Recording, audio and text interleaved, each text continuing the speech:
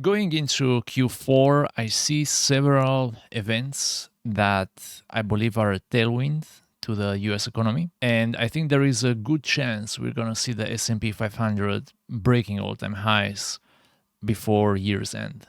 I'm going to start with the most important tailwind that I see right now, and that's the end of the government shutdown. So far, the Senate passed measures to the House, and now Trump said that he is going to support it. So I think this week we're going to have the official announcement that the shutdown is coming to an end. This is key for one main reason. Data is going to be released, and the Fed needs the data to cut rates. What you see in this screen is how many rate cuts are being priced in right now by different surveys from the CME group.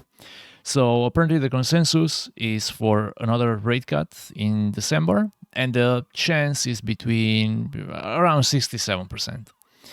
That chance has declined significantly from, since the last meeting, mainly because the Fed is driving through fog.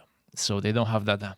And when Powell made the comments that, the Fed is driving through fog and there is no numbers, the market, priced in, or they kind of realize that he's hinting at a pause in rate cuts. I don't think that will happen. The reason is because the jobs data looks quite unfavorable. So if the data comes in, there are two events. Either we're going to have unemployment decreasing from the previous rate, or unemployment is going to increase.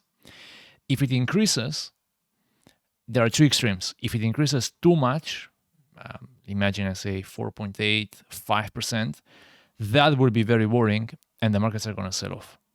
However, if unemployment is increasing by a little bit, maybe 100 percentage points, which is not a little bit, but it's considerable, enough for the Fed to lower rates, I think that would be bullish for the markets. And what you see in the screen is the data from the ADP's report for October.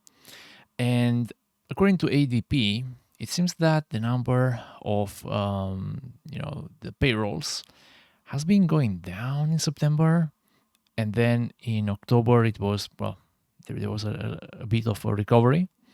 So this supports my thesis that if ADP is right, we will be more or less in the same level as what the labor data was showing before the shutdown. This could be bullish. So I will keep a close eye on what's going on with unemployment, especially for September and October.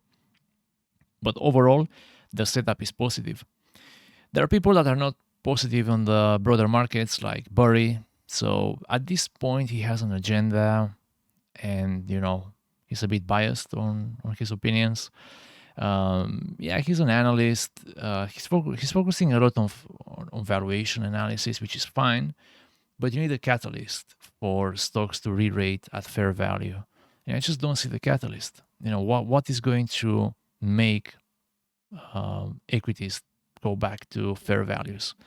Because the Fed is likely going to decrease rates. In fact, if you see the consensus for mid next year, the consensus is that we're going to be at an interest rate of 3%. Not bad, huh? That's 1% lower than today. In fact, the chance for being where we are today is 2.1%. So this is dovish. This is very good for markets because liquidity goes up, and when liquidity goes up, it spills into risk assets, which is very positive for equities. So overall, I'm positive. In fact, if you look at Polymarket is a bit more bullish on another rate cut in December. They estimate 72% of a 25 basis point cut. And overall, I think there is a good chance, especially once we have the data and once we have the unemployment figures. And this is another chart that I like. This is from the S&P Global. 65% of funds underperformed the S&P 500 over the past 3 years. And the figure is quite even more scary if you look at the last year. The number goes up to 72%.